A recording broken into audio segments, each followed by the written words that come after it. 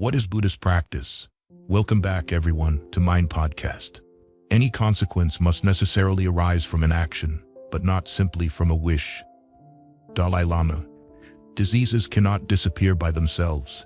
A patient who constantly chants the name of a medicine will not benefit unless he takes the actual medicine. Adi Shankara, Indian sage.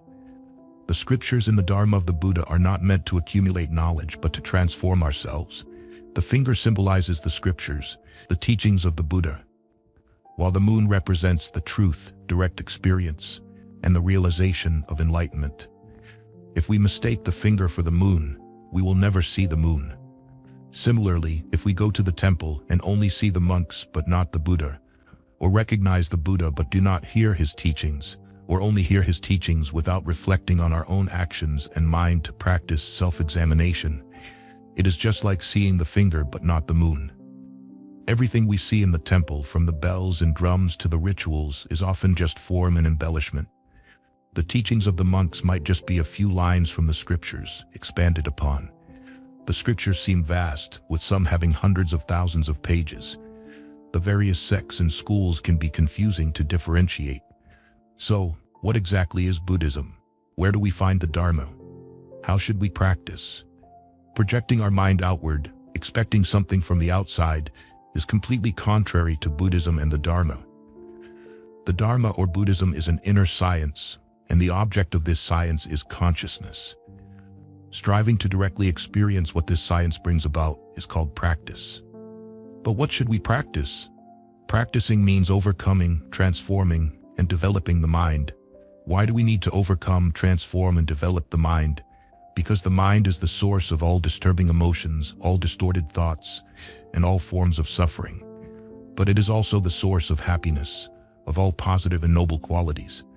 Practicing also means calming the mind, observing, analyzing, understanding its operations to become aware of its true nature. This true nature is often obscured by ignorance, which is the mistaken understanding of the essence of all things. The mind is continuously dominated by confusion, illusions, animal instincts, and various emotions as if controlled by a master, and that master is nothing but the self, or ego, which people often mistakenly believe to be something eternal and unchanging.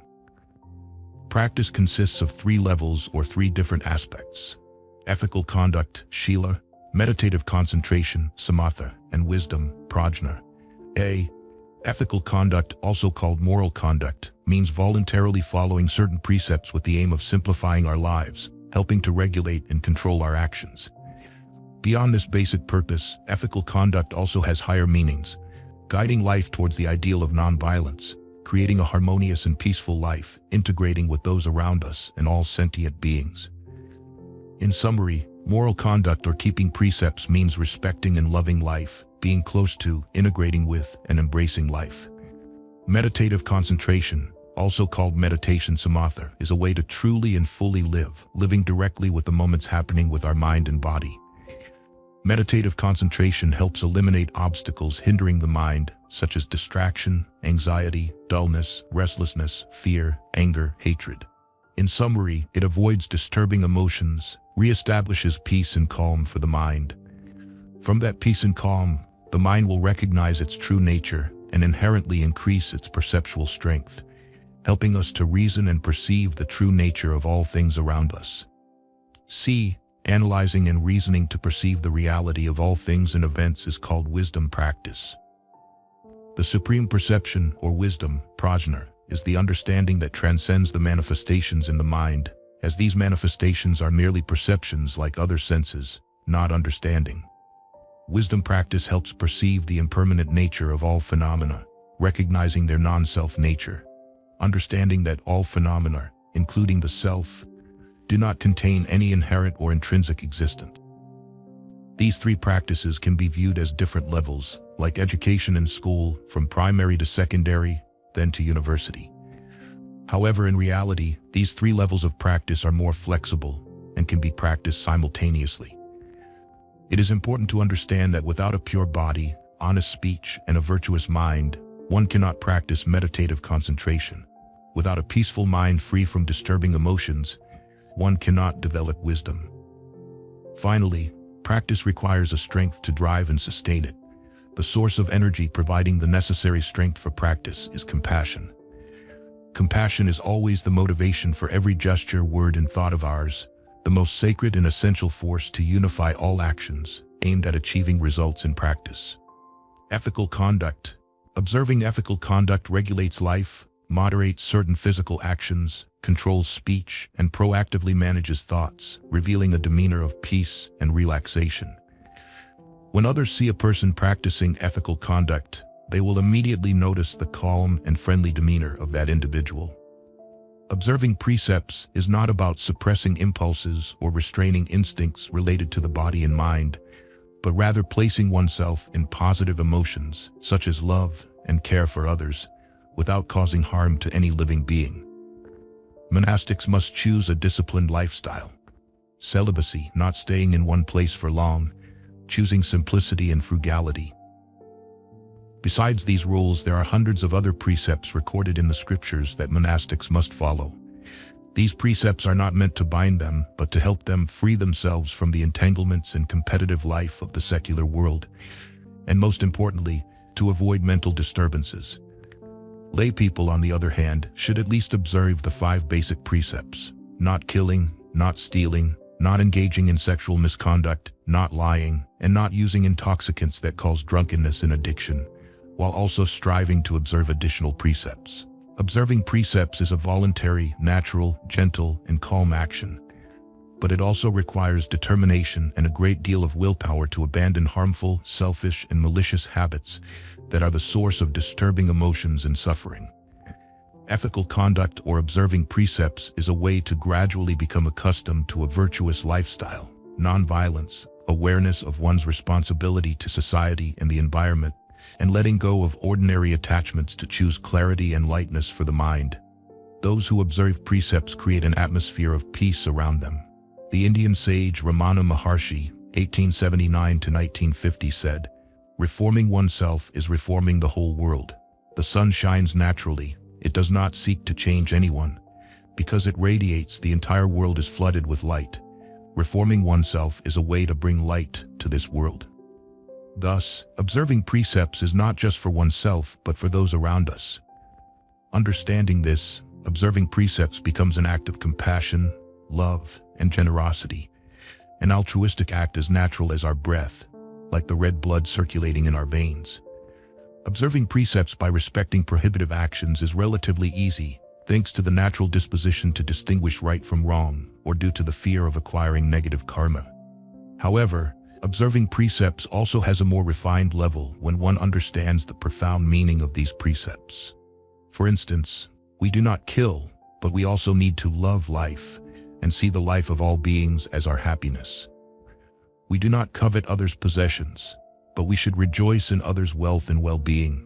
And the more we rejoice in the happiness of the rich, the more we will pity and help the poor. Observing precepts through 10 positive actions is more challenging as it requires zeal, altruism, and kindness, demanding us to be mindful and diligent in every physical action, every word, and every thought.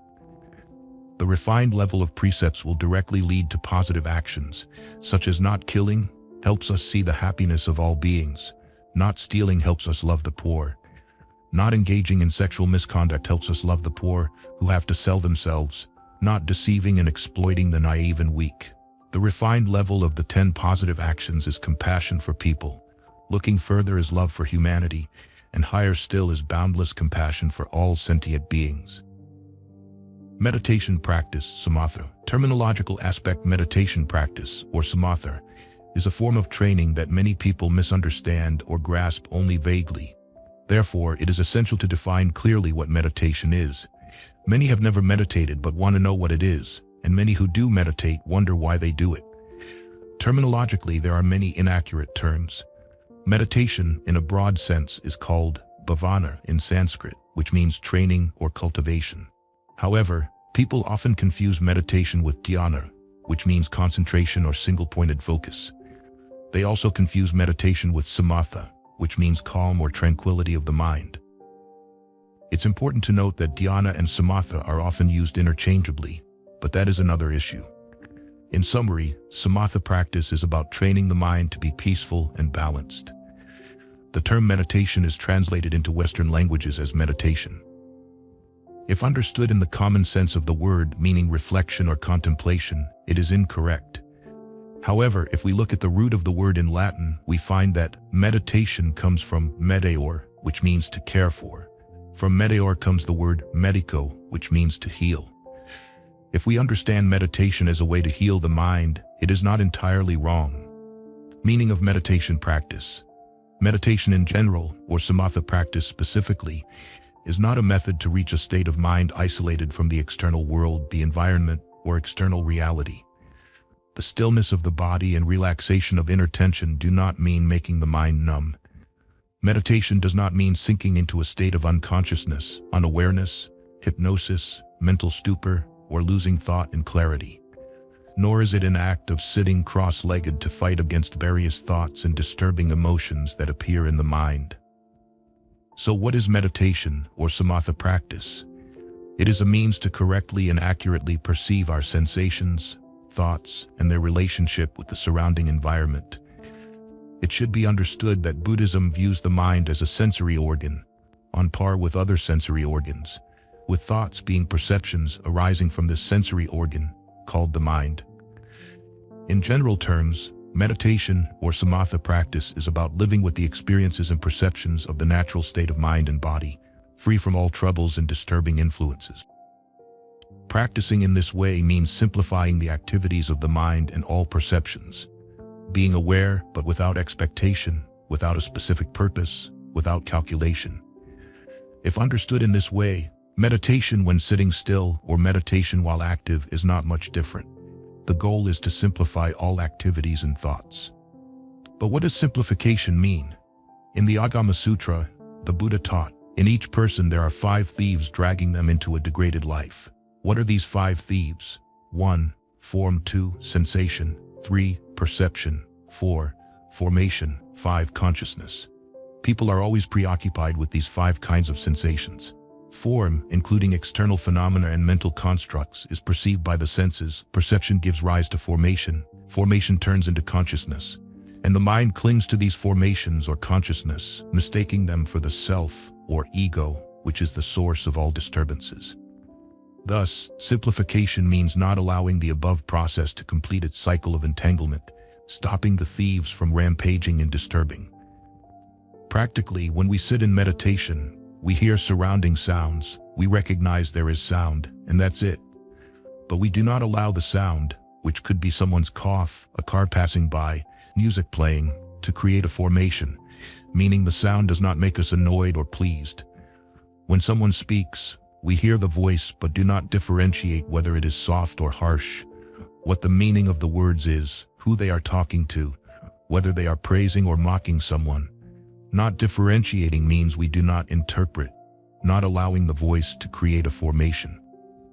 When a thought appears in the mind, whether it is about the past or the future, whether it clings to any event or form, we do not allow it to create a formation that leads to emotions such as liking, disliking, regret, anger, love, hatred, joy, pleasure, hope, calculation, planning, etc. In short, disturbing emotions. Observe and watch how the thought appears, how it develops, and how it disappears. Then another thought continues to appear, continuously like that. When we recognize that these thoughts arise from the sensory perception of the mind, not as something inherently existing within us, they are like thieves, ready to drag us into disturbing emotions. When we achieve this, it means we have achieved the result of samatha practice, a balanced and tranquil state of mind, meaning simply receiving all perceptions without clinging to anything. In the Agama Sutra, the Buddha taught, when the mind is controlled, it will be like a rock lying in the open, exposed to all directions. The rock lying in the yard, even if rain falls, it cannot dissolve. Even if the sun heats it, it cannot melt. Even if the wind blows, it cannot lift it. A controlled mind will be like that rock. Zen master Huang Hai, 1627–1715, of the Li dynasty wrote a poem. In the vast sky, the geese fly across, their shadows reflected in the cold water. The geese have no intention of leaving traces. The water has no mind to hold the shadows. Sitting meditation posture. Practically, how do you practice samatha? First, you must sit down to meditate.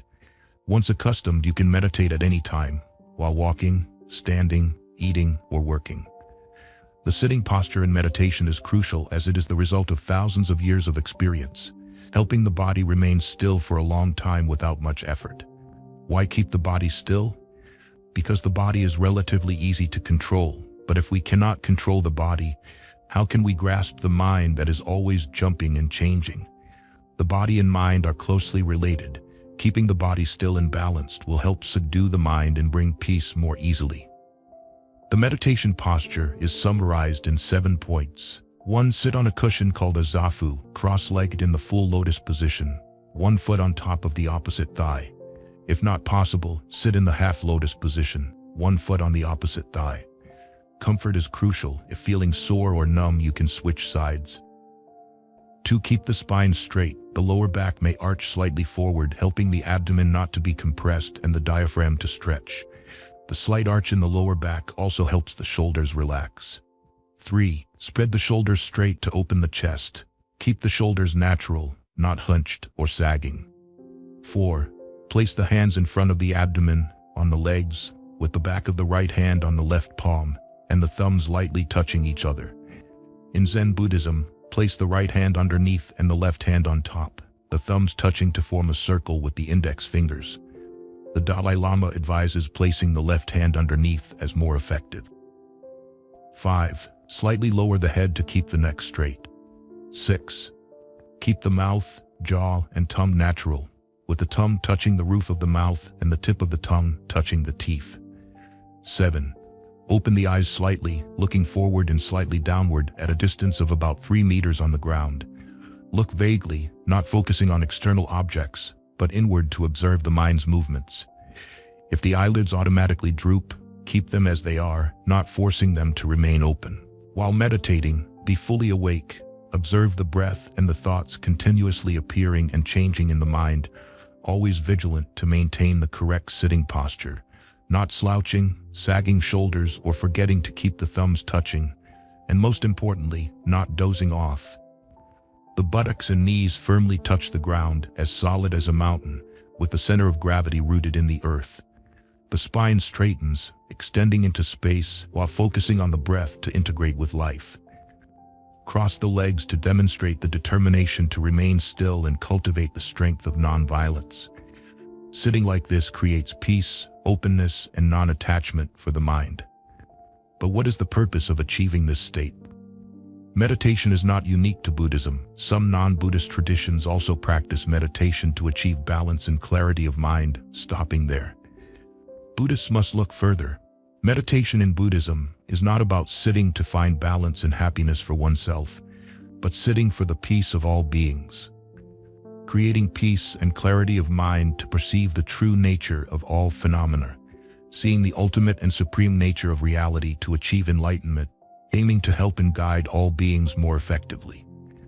In Volume 1 of the Bhavana Krama, Stages of Meditation by Kamalashila in the 8th century, it is written, "When the mind is fixed on a meditation object, it can examine that object through deep introspection, and from there, clear understanding will arise, and the seed of ignorance will be eradicated. But if this is not achieved, then simply practicing meditation in the way of non-Buddhists will not eliminate the impurities." Clear understanding and supreme insight are wisdom. Wisdom leads to enlightenment, and enlightenment leads to liberation. Therefore, samatha practice prepares the mind to achieve supernatural understanding. Cultivating wisdom, wisdom or prajna in Sanskrit, means ultimate understanding. The practice to attain ultimate understanding involves 3 stages. 1. Listening to teachings or studying the scriptures. 2. Reflecting, contemplating, and analyzing the profound meanings of the teachings or the recorded scriptures, such as reflecting on the 4 noble truths: impermanence, dependent origination, non-self, emptiness. 3. Meditating to directly perceive and experience the ultimate understanding, beyond all processes of reasoning and judgment. These 3 stages of practice are not aimed at accumulating conventional knowledge, but are directed towards perceiving our true nature and the reality of the world around us. This perception is also called vipassana meditation, a dynamic and active state of mind, more so than the tranquil state of samatha. Like the 3 levels of practice, These three stages of understanding are interrelated and support each other in fostering ultimate understanding. The first two stages rely on conventional understanding, but the third stage must transcend all formulaic knowledge and the dualistic constructs of ordinary consciousness.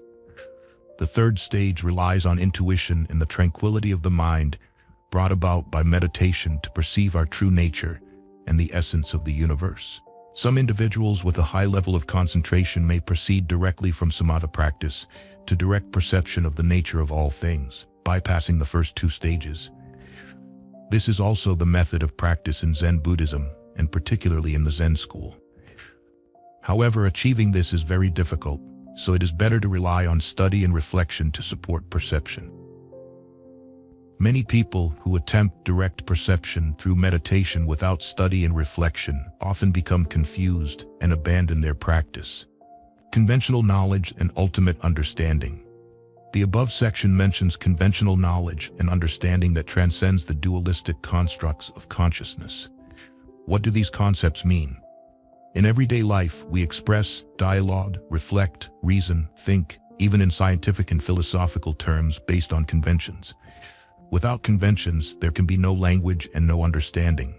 For example, if two people of different nationalities using different languages try to communicate, they will not understand each other because each relies on the conventions of their own language. In summary, all knowledge we acquire is based on conventions, creating a conventional reality, a world built by conventions. All phenomena, meaning all objects and events around us, can only stand firm based on conventions. They do not possess absolute, ultimate, or supreme nature. This understanding is also called dualistic or oppositional knowledge. For instance, when we say white, we naturally understand black, because if black had never existed, we could not distinguish white, and thus white would not exist. Similarly, the reasoning process applies to black. Ignorance and knowledge share the same nature, but possess dualistic characteristics, supporting and opposing each other. If there were no ignorance, knowledge would be meaningless and vice versa. Distinguishing between the knowing subject and the known object is also considered dualistic knowledge. In summary, dualistic and conventional knowledge is relative, used to define and construct a relative reality. However, conventional knowledge through consciousness is necessary to analyze reality, such as understanding clearly and coherently the cause of suffering and the path leading to the cessation of suffering. Understanding that transcends all conventions and dualistic constructs is called ultimate understanding, prajna. It is not a form of ordinary intellectual knowledge. Ultimate understanding, also called absolute understanding, can only be achieved through intuition and meditation practice. Absolute understanding is used to perceive and grasp the absolute truth, the essence of all phenomena. The object of ultimate understanding, thus, cultivating wisdom means practicing to attain ultimate and absolute understanding, a supernatural understanding called prajna paramita, perfection of wisdom. The final stage in the three stages of cultivating wisdom helps achieve prajna paramita, which is used to perceive the absolute truth of all phenomena. When the essence of all objects and events is intuitively perceived perfectly, ultimately and supremely through prajna paramita, it means enlightenment has been achieved. The nature of phenomena bears many aspects, such as dependent origination, impermanence, non-self, and emptiness. The nature of impermanence and dependent origination of all things can be perceived through study and reasoning in the first two stages of cultivating wisdom, but non-self and emptiness require deeper perception. Below are brief definitions of dependent origination, impermanence, non-self, and emptiness. A. Dependent origination. Dependent origination or dependent co-arising refers to the interconnected, interdependent, and mutually conditioning nature of all objects and events. All phenomena can only exist through the combination of many conditions or many causal factors to create them. No object or event can exist independently. From illusions to nightmares and dreams, from thoughts in the mind to objects and events in the universe, all are interconnected, creating conditions that interact to coexist. The principle of dependent origination, or the interdependent and intercreating nature of the universe, is summarized by the Buddha with the concept of cause and effect, concretized by a wheel with 12 spokes symbolizing the 12 links of dependent origination, 12 nidanas. In the Majjhima Nikaya, Book 3, page 63, the Buddha's teaching is recorded as follows. Imasmin sati idam hoti, imasupada idam upajati, imasmi idam nahoti, imasa niroda idam nirajhati. Literal translation: when this exists, that exists. With the arising of this, that arises. When this does not exist, that does not exist. With the cessation of this, that ceases. Simpler translation: this exists, that comes into being. This arises, that is born. This does not exist, that does not appear. This ceases, that does not arise. The above passage is one of the simplest and at the same time deepest teachings of the Buddha. Although extremely simple, it fully explains the nature of this universe.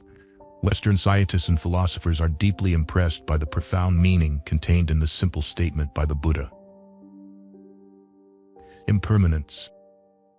The principle of dependent origination or interdependence shows that all objects and events are interconnected to appear or self-destruct. On closer inspection, we will see that the conditions or causal factors creating the interdependence of all phenomena are always changing. Consequently, all objects and events are constantly changing and transforming, from thoughts and emotions in the mind to all phenomena in the body and around us, such as the millions of cells in the body being born and dying every moment. These changes are also affecting each blade of grass swaying in the wind in the yard, to the countless stars moving in the universe. Nothing is static, immobile, and unchanging. The most fluid movements are the operations of thoughts and emotions in the mind. There are sudden movements, such as breaking a branch, a balloon bursting, or a lightning flash in the sky. There are slower movements, such as the process of an earthquake. We may feel the ground is stationary, but in reality, tectonic plates float on the molten rock below the Earth's surface. The tectonic plates crack, break, drift, press against each other, or pull apart, causing oceans to shrink or expand. All these movements are very slow, averaging only a few centimeters per year, but when two plates press against or overlap each other until suddenly breaking, an earthquake occurs. Thus, the ground is always changing, but humans divide and fight over territory on these ever-changing tectonic plates. Looking further, we see the universe like a swirling storm, spinning and scattering celestial dust, but humans still seek something permanent and unchanging within it, and see the sky as immobile. In summary, all phenomena never remain the same but are always changing and disappearing every moment. The transient and temporary nature of all phenomena is the source of suffering, creating constant anxiety in life, and death is one of the most terrifying anxieties. The Dalai Lama has said, "All things are impermanent. It is this impermanence that affects the cycle of all existence." The cycle of all existence is the world of samsara, see, non-self. The self is a composite of many causes and conditions. Therefore, the self is not something permanent and unchanging. Its existence depends on many causal factors and conditions. When the causal factors and conditions creating the self no longer converge, the self will also disappear. The concept of the self or ego is more accurately an illusion. We cannot identify, visualize, or imagine what constitutes the subject of thought. We cannot find anything that is the subject of recognition of recognitions, because the subject is the temporary result of a synthesis of many conditions, and it contains no inherent reality. Revisiting the description of samatha practice above, 5 thieves were mentioned: form, sensation, perception, mental formation, and consciousness. When teaching the 5 disciples in the deer park in Benares, the Buddha spoke about these disturbances as follows. These do not belong to the self is not these are not the ego of mine.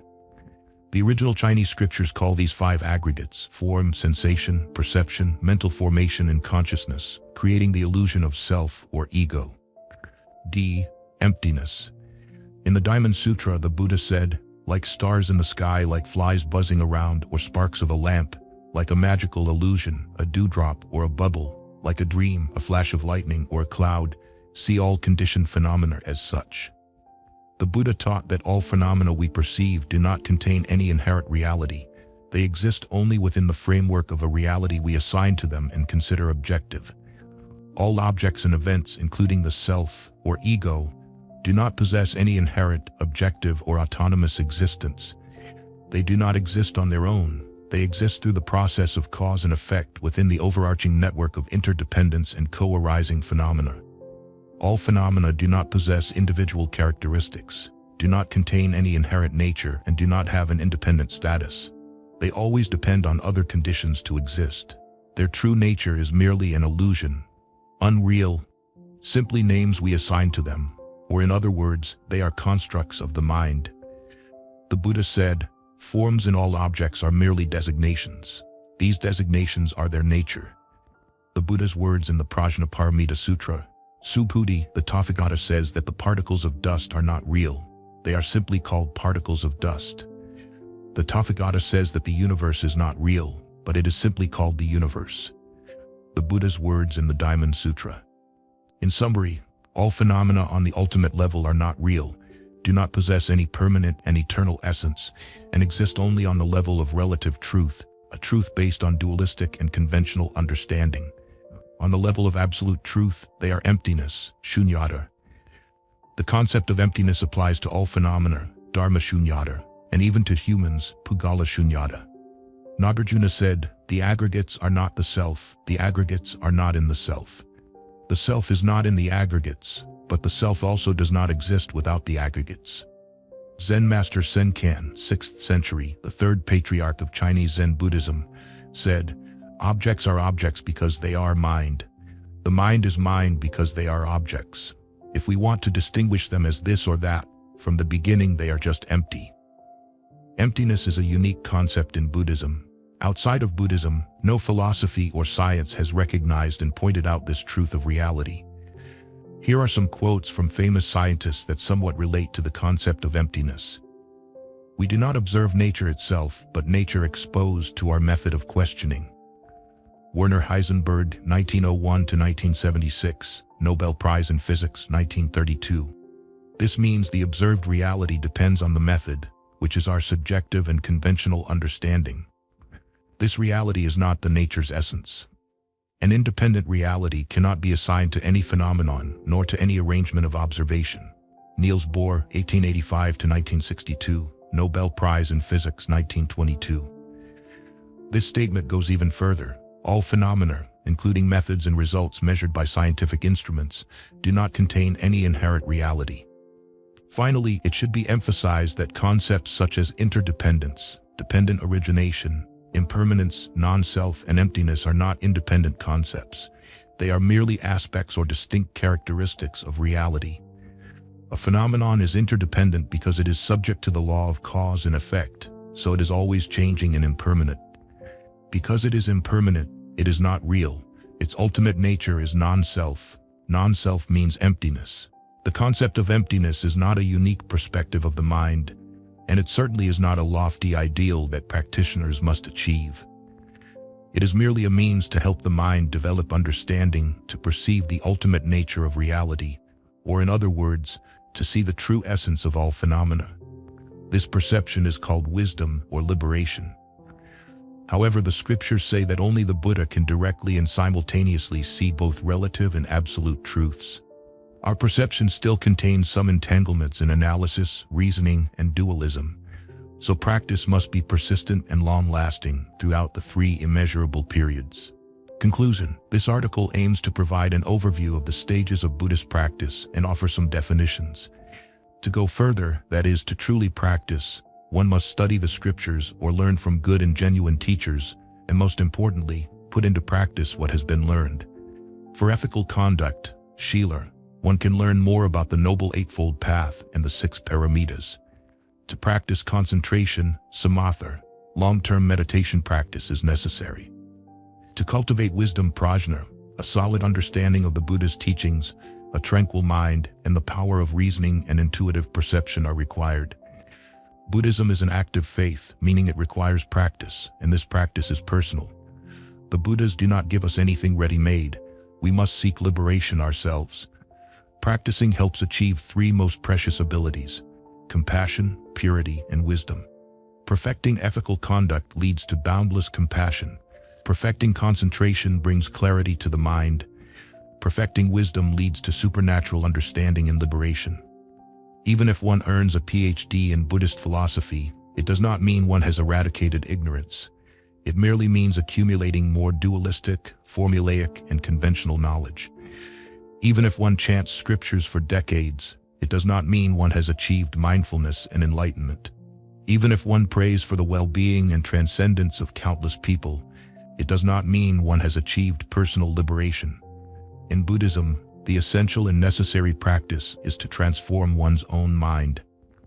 Observing ethical conduct is not for oneself, but for the happiness of those around us. Sitting down to meditate is not for oneself, but for the peace of this world. Seeking and perceiving the true nature of the universe is not for oneself, but for the enlightenment of all sentient beings. Compassion is always the main motivation, the driving force behind practice. Scriptures say that to achieve enlightenment, one must practice over 3 immeasurable and infinite periods. To transcend these 3 immeasurable and infinite periods for enlightenment, a corresponding strength arising from compassion is needed, meaning compassion must also be immeasurable and infinite.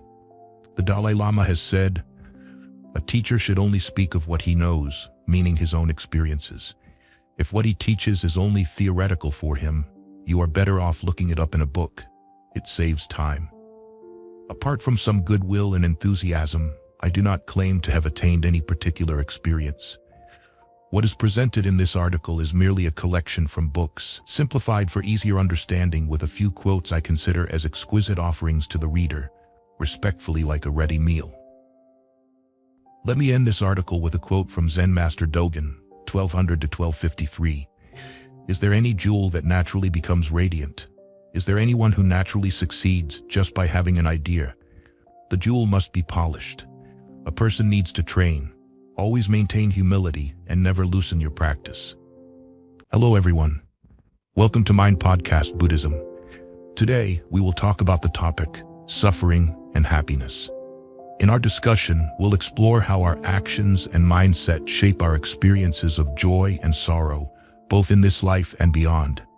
We'll delve into the teachings of the Buddha to understand how present suffering can lead to future happiness, and how cultivating a positive, ethical life can bring long-lasting peace and fulfillment. Let's embark on this insightful journey together.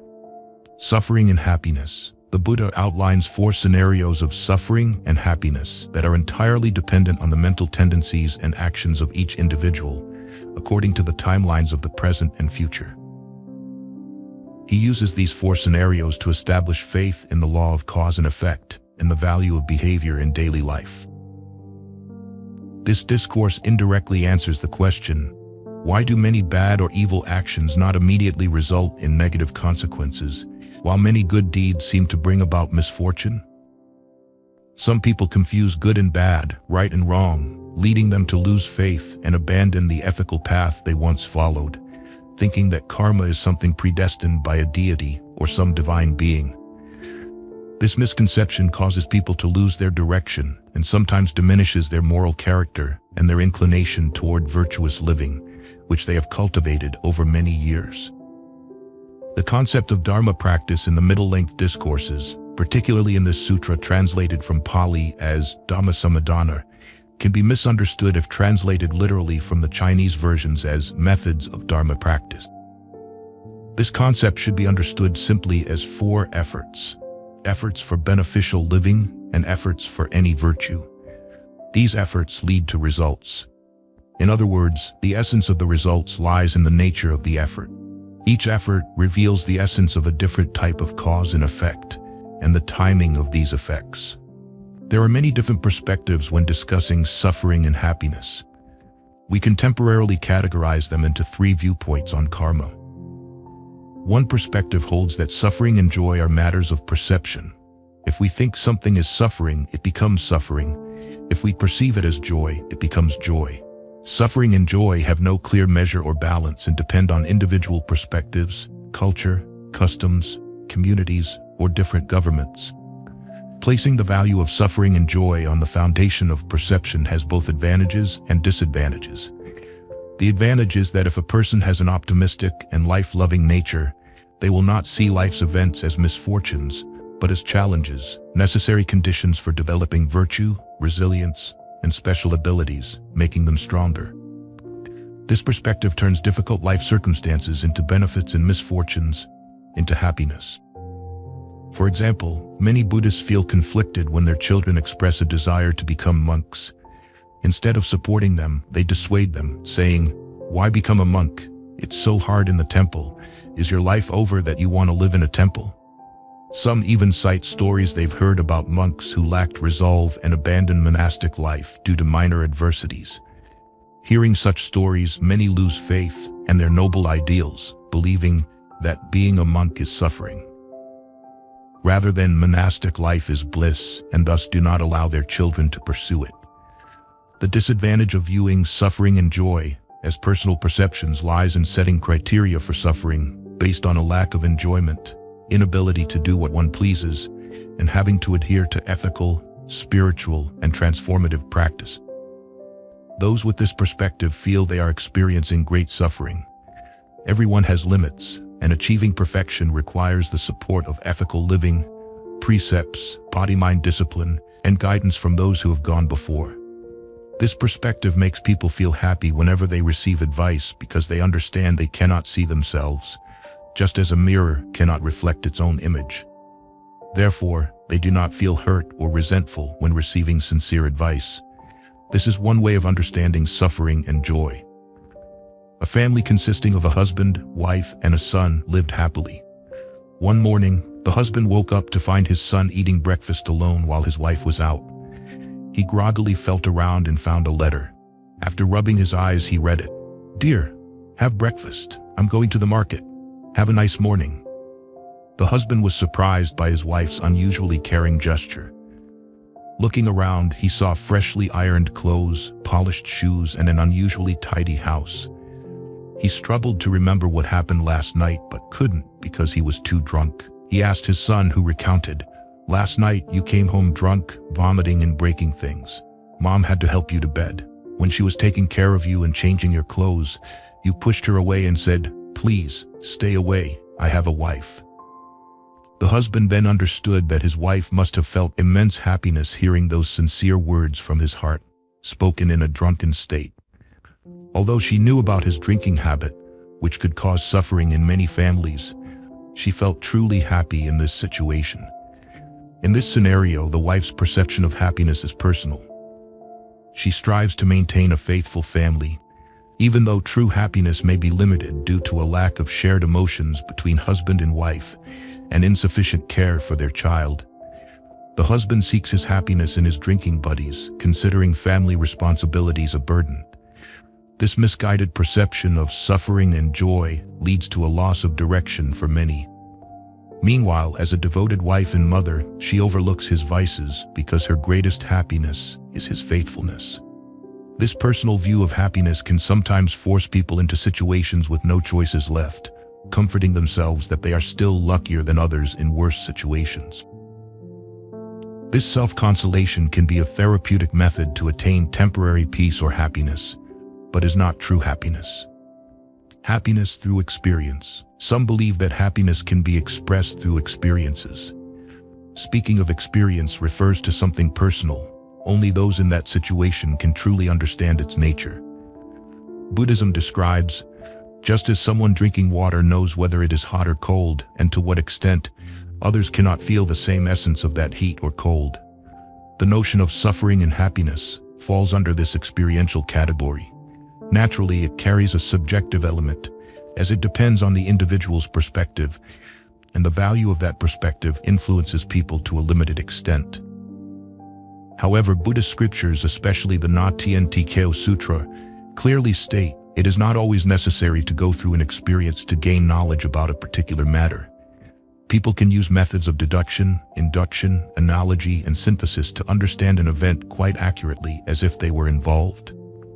Na Tien Te Keo asked King Melinder, "Your Majesty, as the ruler of a nation, how do you know that a condemned prisoner suffers greatly, enough for you to use their punishment as an exemplary lesson to deter your subjects?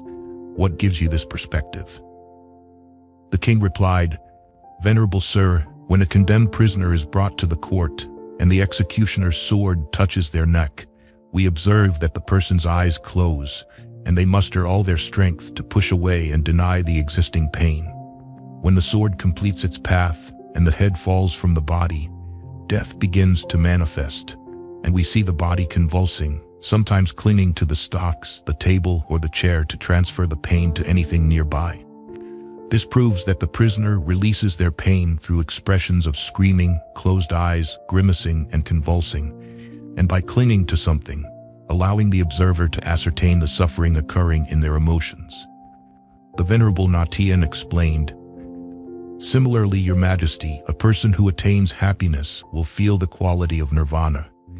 The expression in their language, their movements, their daily activities will show a natural ease, completely different from someone pretending.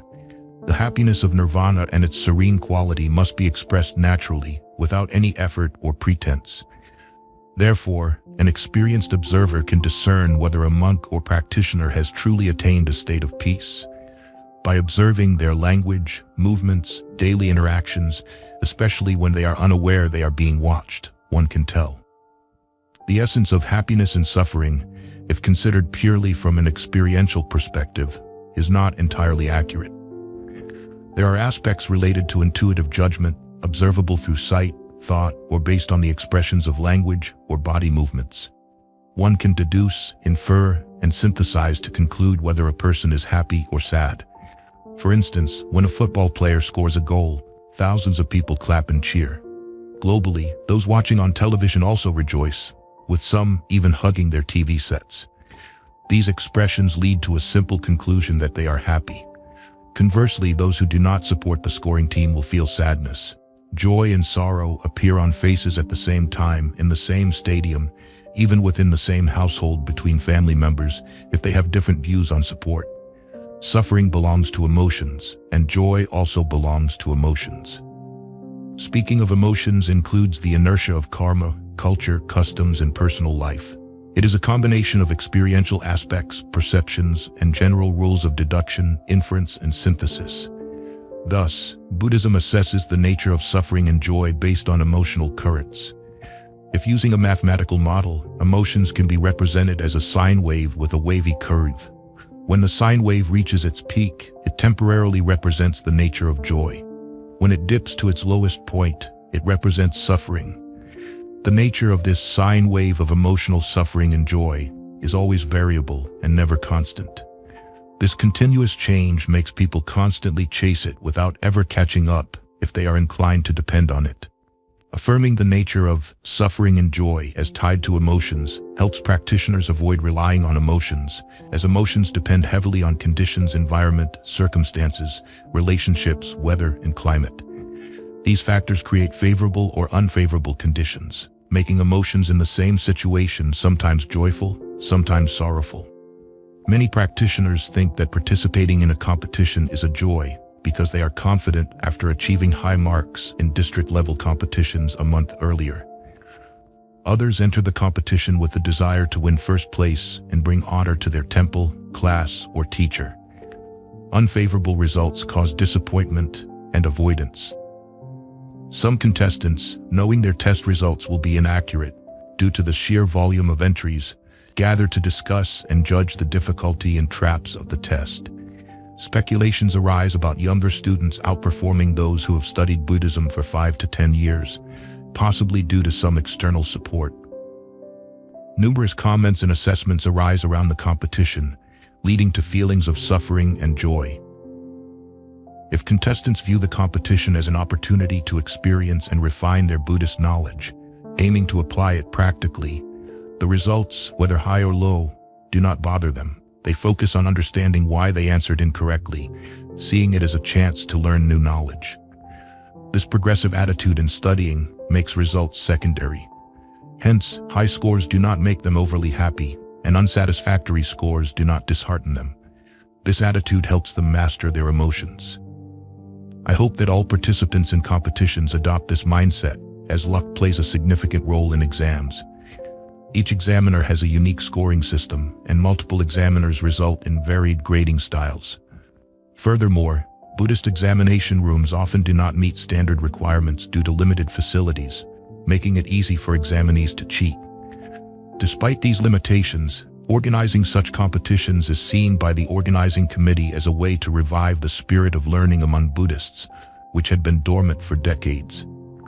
Previously, Buddhist studies were widespread in secondary and university levels, with both monastic and lay scholars actively participating in various social professions, using their Buddhist knowledge as a guiding principle to serve culture and the nation. Naturally, Buddhist studies were not intended to be limited to monastics. We hope to see more educated laypeople in the future. Thus, in the efforts of examination, success and failure can become sources of happiness and suffering. View each exam as an opportunity to learn and apply Buddhist teachings practically. Making mistakes in exams helps remember the teachings better than getting them right and becoming complacent. Therefore, the notion of suffering and joy as emotions allows individuals to master themselves in different favorable and unfavorable situations. Present joy, future suffering. The concept of future encompasses what may happen in the coming decades of a person's life. It can also include the idea of the next life or future rebirths. The sutra presents two main perspectives on the indulgence in the five sensual pleasures. One perspective held by some ascetics and Brahmins is the indulgence in the five sensual pleasures, with the misguided belief that there is no fault in enjoying these desires. In this sutra, the terms ascetic and Brahmin refer to all monastic practitioners. During the Buddha's time, ascetics consisted of three main groups: the Jain monks, those with materialistic tendencies, and the Buddhist monks. The term ascetic is used as a revolutionary concept in religious practice, marking a departure from the traditional acceptance of Brahma as the creator god. These practitioners also rejected the Vedic scriptures as the ultimate source of unchanging truth. They believed that individuals must make personal efforts to seek happiness rather than depend on divine beings. In contrast, Brahmin priests relied entirely on the Vedic scriptures and the grace of the gods. They accepted the division of society into four castes, likening them to the four wheels of a chariot, necessary for the smooth functioning of society. Externally, this caste system appeared logical, but internally, it served as a justification for the privileges of the ruling and religious classes. Despite the ascetic self-reliant tendencies, many still indulged in the five sensual pleasures without considering their potential hindrance to spiritual progress. In Buddhism, pleasure is synonymous with happiness, and desire can be understood in two ways. The first meaning, kama, refers to sexual activity. Thus, sensual pleasure is happiness derived from sexual enjoyment. The second meaning, chanda, refers to wishes or desires. Happiness is the successful fulfillment of desires, pursuing what one longs for, living with a loved one, following a career that suits one's talents, or doing work one loves. For many, this is considered happiness. Even in the limited sense of sexual desire, sensual pleasure equates to living a life that places the essence of happiness in the enjoyment of pleasurable experiences. In other words, without hedonism, happiness for worldly people ceases to exist. Many Buddhists express concern when their children wish to ordain, saying, "Why become a monk? It's so hard living in a monastery, eating simple meals, sleeping on hard beds, waking up at 4 in the morning for meditation, chanting 4 times a day. No movies, no outings, always having to follow strict rules. It's unbearable." Such Buddhists, who view the triple gem as a precious jewel and offer daily respects, yet say becoming a monk is suffering, reveal a misunderstanding. In reality, monks do not suffer, but are quite content. Humorously, they save on shampoo, dandruff treatments, and haircuts by being bald. They need only 2 or 3 robes for the entire year, which they can easily repair when torn. Their diet is simple, often just 2 bowls of rice per meal, accompanied by light vegetable dishes. They sleep anywhere and anytime, unaffected by unfamiliar places or time zone changes. Without worries or sorrows, what greater happiness could there be? For those ascetics and Brahmins with erroneous views, indulgence in the 5 sensual pleasures means getting absorbed in forms, sounds, smells, tastes, and tactile sensations. Forms. Indulgence in forms may lead a monk to dress like a layperson, wear adornments, and live like a family member. Most religions, except Buddhism, have some degree of sensual indulgence in forms. Monks might keep hair and dress in lay clothes to blend in. This blending makes it difficult to maintain self-discipline, as they may easily fall into hedonism without conscious effort to transform their mind. Sounds. Some Brahmin and ascetic monks might enjoy worldly music, love songs, or movie soundtracks, preferring expensive cassettes over religious music. Smells. Enjoyment of smells includes using perfumes, fragrant soaps, cosmetics, jewelry, pearls, coral, amber, collectively known as the 7 treasures, for personal adornment. Monks of other religions wear distinct attire, unlike the simple ochre robes of Buddhist monks. Ochre robes are a mix of black, brown, and gray, appearing old and less prone to dirt. The Buddha advised monks to bathe only once every 2 weeks. Cleanliness and attractiveness can contribute to sexual attraction. Some argue that water scarcity in ancient India led the Buddha to this rule, but this is incorrect. The Buddha's teachings primarily aimed to prevent sensual indulgence, fostering a sense of spiritual contentment through simplicity and ethical integrity. Thus, evaluating Buddhist monks based solely on appearance can lead to misunderstandings. Tastes. Enjoyment of tastes relates to food culture, such as gourmet dishes or nourishing foods. Eating habits are tied to one's emotional needs. For example, physical laborers and athletes often prefer substantial protein-rich meals to meet their energy needs. Food choices can reflect a person's spiritual culture. Dietary habits can hinder spiritual practice. The 5 pungent plants, garlic, onions, shallots, leeks, and asafoetida, are discouraged in Chinese Buddhist monastic rules, especially for those receiving bodhisattva or bhikkhu precepts. Chinese masters explain that consuming these plants produces body odors that repel protective deities. Many abstain from them to seek divine protection on their spiritual path. In truth, these plants stimulate sexual hormones, and the Buddha advised monastics to avoid them to reduce hormonal activity, thus maintaining emotional stability, unlike lay people. Touch. Indulgence in touch may involve habits or addictions related to hugging and caressing, like the early stages of love. The Buddha advised monks to transform this aspect. He noted that ascetics and Brahmins with wrong views believe there is no obstacle in enjoying these desires, thus living like lay people. While they may enjoy life now, in the near or distant future, they will face the consequences of indulgence while posing as monks. Chinese Buddhist patriarchs use the metaphor of bearing horns and wearing fur to describe repaying the debt to lay donors. They also liken monastics receiving offerings to a grindstone, sharpening donors' tools, symbolizing the donor's merits, while gradually wearing away the grindstone, the monastic's spiritual capital. Therefore, the Buddha encouraged monastics to practice well and study the Dharma diligently to help lay people overcome difficulties. Lay people provide material support, while monastics offer spiritual guidance. This mutual exchange benefits both, creating experts in their respective fields. Lay people excelling in economics and monastics in spirituality, so neither side is indebted. This reciprocal support system ensures both parties benefit without spiritual debt, encouraging monastics to use their spiritual resources wisely, thus achieving better practice results. Lay people engrossed in sensual pleasures believe this to be the essence of happiness, enjoying the present while unknowingly inviting future suffering. According to Buddhism, happiness is an emotional experience. If something aligns with one's preferences, it brings happiness. If not, it becomes an obstacle. Many think that indulgence equates to happiness, leading them to act against laws and morals to satisfy their desires, especially if they hold the misguided belief that there's no fault in enjoying sensual pleasures. While lawful and moral indulgence is acceptable for lay people, their happiness is often bound to achieving dreams, maintaining a family, having a stable job, and enjoying recreational activities.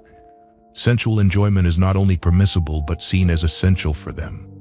The indulgence of lay people may exploit legal loopholes supported by power and status, masking negative outcomes in the present.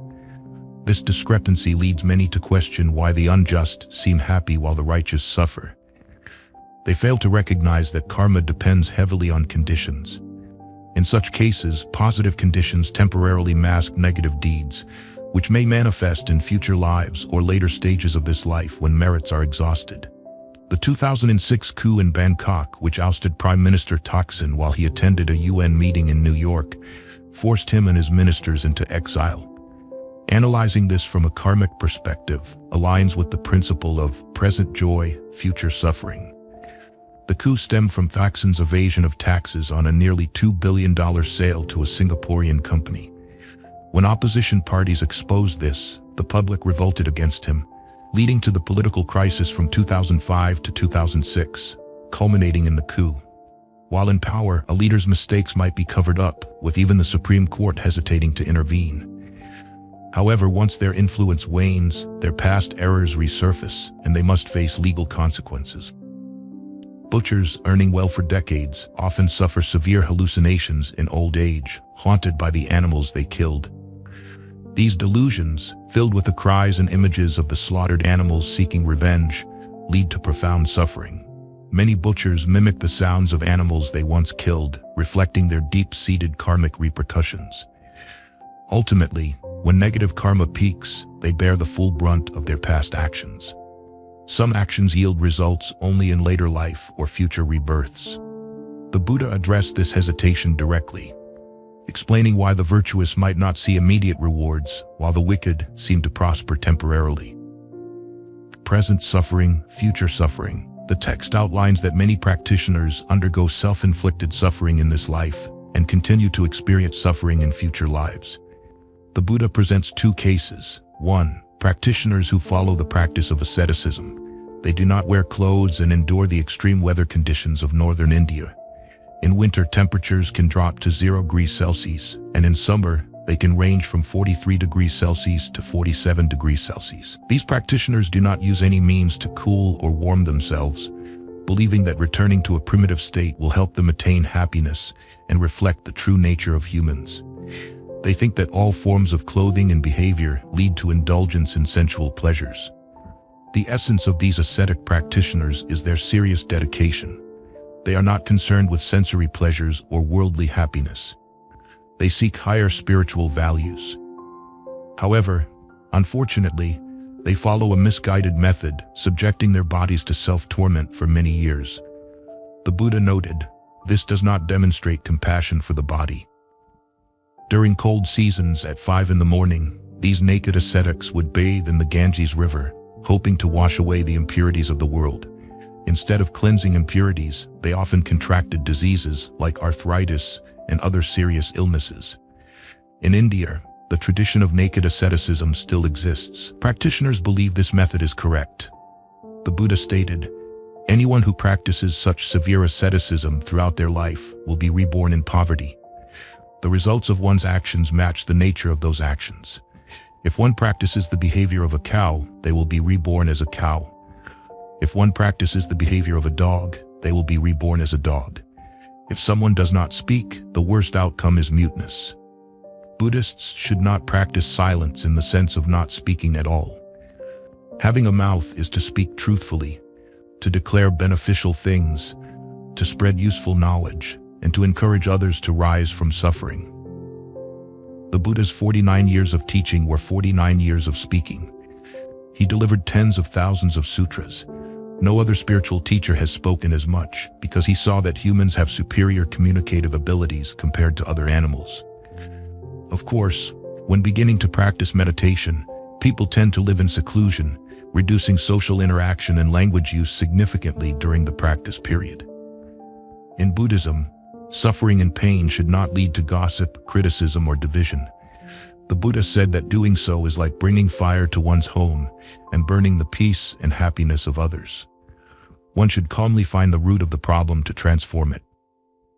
Sharing one's feelings with many people is not only unhelpful, but can sometimes be harmful.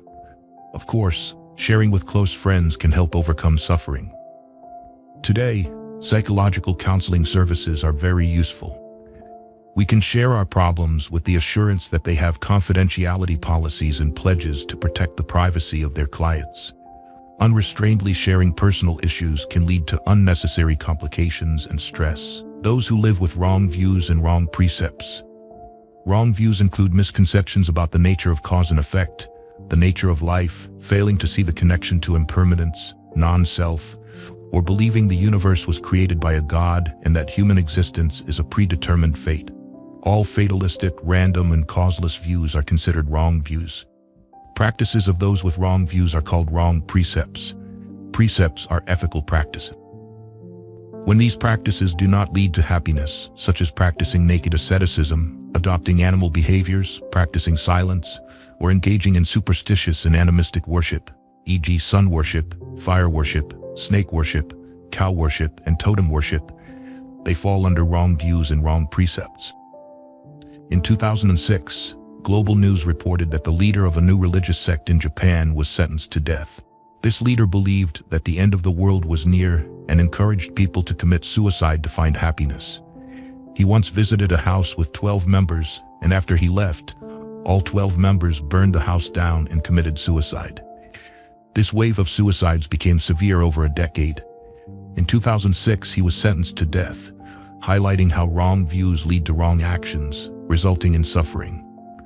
Therefore, present suffering leads to future suffering, with no positive outcomes achieved. Present suffering, future happiness. Many people are born with the seeds of greed, anger, and delusion, but they recognize their limitations and make efforts to transform themselves. As a result, they are able to alleviate their suffering. All monks, to some extent, are influenced by their previous habits before ordination, and they strive to transform these habits. Some succeed, others fail. Similarly, lay people, despite being educated and trained in good environments, can still make mistakes because their inherent nature, or as Buddhism terms it, the bad seeds from their past, are still too strong. The new power of education is not yet sufficient to completely change their consciousness, so they still exhibit negative behaviors. Understanding this helps us refrain from criticizing anyone and instead develop empathy for human limitations.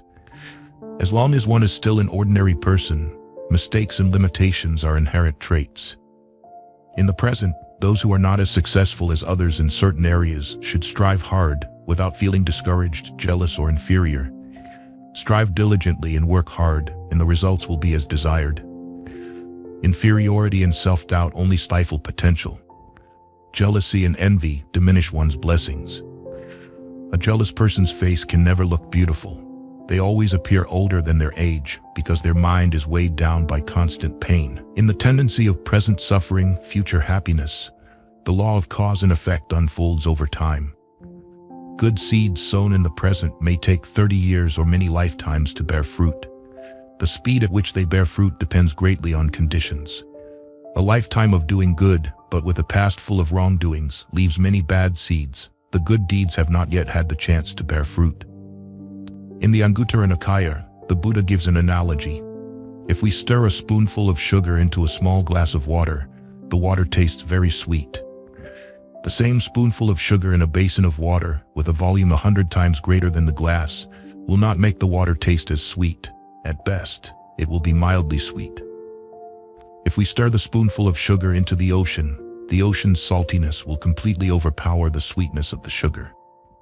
That spoonful of sugar can only create sweetness in a pure stream of water with no other flavors. Similarly, if someone has been pure and innocent for many lifetimes, the fruit of their good deeds in this life will manifest quickly, like morning effort yields evening results. But if someone has accumulated many wrongdoings over many lifetimes, the spoonful of sugar of good deeds in this life is not enough to bring immediate sweetness or blessings. Consider that the unmanifested good deeds are like a savings investment that will be used in the future. Quick blessings from good deeds might be exhausted soon, leaving nothing behind. Such an understanding prevents us from becoming impatient and disappointed from waiting. Efforts do not necessarily produce results in the expected time frame. The nature of the results is proportional to the total sum of conditions, both good and bad, in the present and past. Understand that whenever there is an opportunity to do good, it adds value to oneself and avoids the cycle of bad karma. Whether the fruit bears in this life or the next is not important. What matters is becoming a person of ethical integrity. Present happiness, future happiness. The Buddhist scriptures describe situations where many individuals, having practiced for many lifetimes, are born with the inherent potential for good and minimal greed, anger, and delusion. If they are born into a good environment and develop their spiritual lives, they can become exemplary figures in society, contributing selflessly without expecting recognition or feeling pride. They become completely selfless individuals with boundless compassion. Regarding greed, practitioners maintain a stance of unyielding to force, meaning they do not succumb to coercion, threats, or even the prospect of death to fall into the pursuit of pleasure. Regarding anger, they never become agitated when criticized, maligned, or unfairly judged. The Buddha believed that, if there is no place to receive the gifts of anger, the person bringing the gifts must take them back. Remaining calm and indifferent can disarm the opposition. Showing anger is falling into a trap. The more one expresses anger, the more mistakes they make. Regarding delusion, practitioners are wise in their judgments and resolutions of issues. They solve problems without regret or disappointment, as their actions yield satisfactory results. The Buddha said that, besides having inherent potential for goodness, they also possess exceptional talents in various fields without much effort. They learn quickly, often understanding deeply without formal learning, but they do not rest on their laurels and continue striving for greater knowledge. For those who practice, in addition to pursuing spiritual well-being, they also strive to renounce all sexual activities and sensory pleasures. They do not fall into evil or sinful acts, even under coercion or temptation. They practice meditation, diligently working to transform their emotions so that worldly pleasures do not affect them. They find joy in the Dharma, in meditation, in practice, in transformation, in charity, and in selfless service. In essence, they replace ordinary pleasures with higher, more meaningful joys, making mundane enjoyments irrelevant. Ultimately, when they achieve a state of meditation free from thoughts of suffering and happiness, they remain calm and unaffected by the vicissitudes of life. In such a state, the true value of happiness and peace manifests. Therefore, those with positive potential will see long-lasting results from their practice. Many people hesitate to ordain because they are unsure if they have the roots of practice. Believing that only those with inherent potential can succeed in spiritual practice is a misconception. While inherent potential may make practice easier, those without it can still achieve equivalent results through effort. Misunderstanding that one must have potential to practice leads people to quit when faced with difficulties. Instead of striving for success, they choose to return to lay life. In reality, many who ordain in their youth, despite having stable careers and education, often perform more spiritual duties than those who ordain as children. When ordaining as adults, they do so with clear ideals, awareness, and self-discipline, thus achieving a higher level of practice. Those who ordain as children, having fewer opportunities to err due to their sheltered upbringing, often continue the monastic life from past lifetimes, leading to steady but unremarkable contributions. Therefore, sowing good seeds in the present will yield positive results in future lives. Having inherent good potential now, one should not be complacent but strive to develop further for better outcomes. The third and fourth scenarios indirectly explain why a lifetime of good deeds can still encounter many trials. Analyzing the four karmic scenarios: present happiness, future suffering, present suffering, future happiness, present suffering, future suffering, and present happiness, future happiness, shows that all happiness and suffering depend on individual effort. In other words, the essence of karma is dependent on human actions. No deity or supreme being can witness or intervene. Each person is responsible for their own actions and consequences. The Chittagarbha Sutra states that even close relatives like parents cannot endure suffering on behalf of their children. Such is the nature of karma. This sutra, though brief, clarifies the perspective and unwavering belief in karma, ensuring practitioners never doubt the good or the negative consequences of unwholesome actions in the present. All results have varying durations, heavily influenced by conditions.